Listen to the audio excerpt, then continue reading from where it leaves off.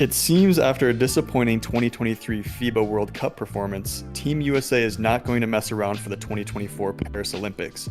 During NBA Media Day, we were surprised by many stars committing and even more expressing interest in committing to Team USA. Yeah, it really seems like LeBron, of course, of all of them, is really trying to put together the quote-unquote revenge team, as it's already being dubbed, after Team USA got kind of embarrassed during the World Cup again, not even finishing top 3, and everyone's kind of pushing the narrative now that the entire world has caught up with Team USA, or the USA in general, in regard to basketball. And it definitely seems like the actual stars who haven't been playing lately kind of took offense to that and want to prove that narrative wrong. You got guys who have already either committed or shown a heavy interest in playing, such as LeBron, Anthony Davis, Steph Curry, Kevin Durant, Devin Booker, Damian Lillard, Joel Embiid, Jason Tatum, Draymond Green, Jaylen Brown, and many, many more top-tier players who probably are not even going to get to play because of all the talent that's already committed or shown that heavy interest.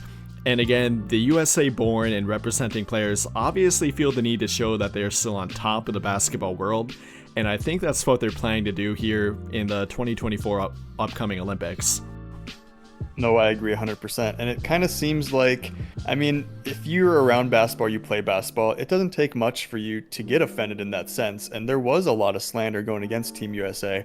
So I think that a lot of these players are 100% going to go in on this. And a lot of them obviously aren't going to say no, in my opinion. They're not going to say, during that media day question, they're not going to say no, but a lot of them aren't just saying we'll see. There's some saying we'll see, but a lot of these players are saying, yes, we're going to do it. You can mark it in here. Like I think Anthony Davis said that, if they ask me, I'm in. Like, mark it right here, I'm in, I'll play.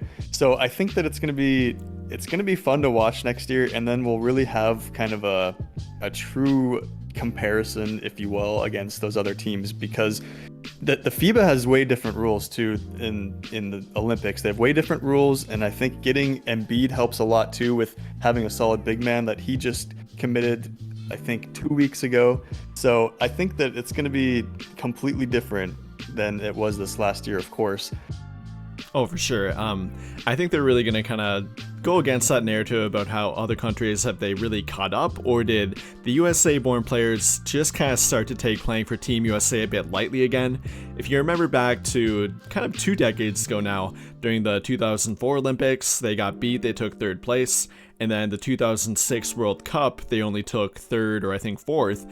And now, kind of 10 years later again, 2018, they got beat during the World Cup. They did win the 2020 Olympics, but now in the 2022 World Cup, they took 4th. And, between all 4 of those, they were 3rd place or below finishes. And it kind of takes back-to-back upsetting appearances, either during the World Cup or the Olympics, for all the USA-born players really feel like, the world might be catching up with us. We gotta prove that we're on top again, and I feel like that's happening. They really are trying to go for that revenge team motto, and in terms of the talent that's already committed here or shown interest, it could rival any other team ever put together again in terms of talent and accolades. I mean, I talked about all the guys who already committed to playing, but I mean, none of them is going to be more notable than if LeBron would come back. It would kind of be insane. I mean, it's going to be a 20-year gap between his first Olympic appearance in 2004 to now probably his final one in 2024, after a 10-year gap of not playing from back in 2012 when they won gold. And that would be insane. And not only him, it could do a lot for a ton of players' resumes and overall accolade lists. You would have Steph Curry. He's never won an Olympic gold medal. That would be a very nice addition to his already 4 NBA championships and great point guard resume that some people already argue that he's the best point guard of all time. Kevin Durant will be winning his 4th gold medal, and he already did win a World Cup title as well back in 2010. And then, like you mentioned, Joel Embiid, he chose to play for Team USA over France and his home country of Cameroon.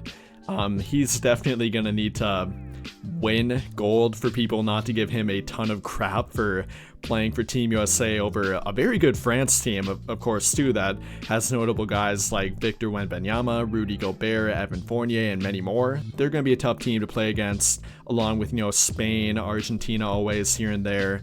Luka Doncic for Serbia and Nikola Jokic for Slovenia, or other way around, Serbia for Jokic and Slovenia for Luka Doncic. Ton of competition, but there's a ton of guys who have a lot to add to their resume, and that's really only the beginning of it.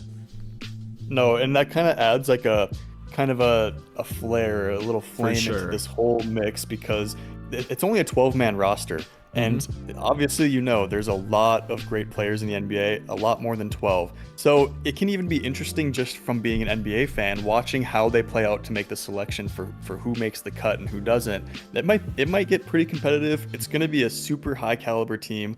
And I for one, am super excited for it. I kind of think that it's going to be, like you kind of say with the revenge narrative, it's going to be intense. And I think that they're going to try and win by a large proportion in every single game. So that's kind of one thing I look forward to, is I think that it's just going to be pretty cutthroat, especially with everyone wanting to play. You can add this gold medal to your resume. A lot of players, I mean, that's something extremely desirable to have. So I think a lot of players will try and go and compete for that. And it's still a long ways away, so we'll see who ends up backing out and who comes in, like they say. But as it sits right now, there's well over 25 players that have expressed interest in being on that roster. So I think it'll be great to see how it plays out next year, and I'm excited for it.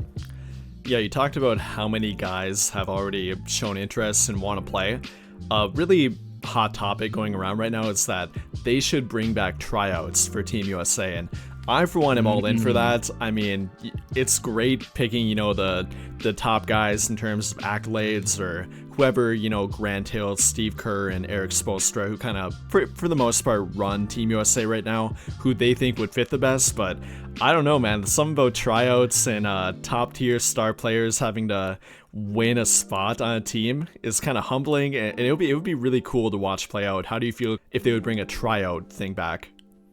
100%. I'm all for that. I mean, you want to see these players play at the high level. You talk about, the NBA season where, I mean, we can be honest that not everyone's playing at the highest level they can, all year round. You typically only see it in the playoffs and in the postseason. So just to see it kind of in a short time frame where you really want to do it, it has to be incentivized, obviously. Otherwise, some players, what's the point? But you can't even see it the Chris Brickley runs during the summertime, when there's kind of just a heightened atmosphere. It'd be like that, times 100, where these players are playing as hard as they can. They're playing tough defense on each other. I'm all for that. I really, really want to see that.